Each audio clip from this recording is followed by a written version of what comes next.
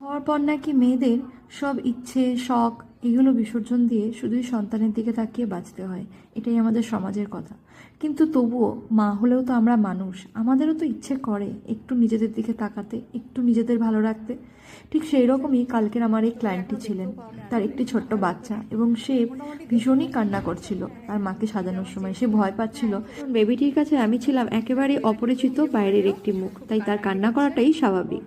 তার মা তাকে বারবার করে সামলাচ্ছিলেন এবং তার কান্না থামাচ্ছিলেন। যাই হোক, এইভাবেই আমি আমার কাজটা কমপ্লিট করেছিলাম, কিন্তু তাকে জুয়েলারিটা আর পরিয়ে আসা হয়নি। এবং সাজার পরে তার কেমন লেগেছিল তোমরা তার নিজের মুখ থেকেই শুনে নাও। মোটামুটি দেখে পছন্দ হয়েছে। মানে তুমি যেমন চেয়েছিলে হ্যাঁ সেরকমই হয়েছে। হয়েছে তো।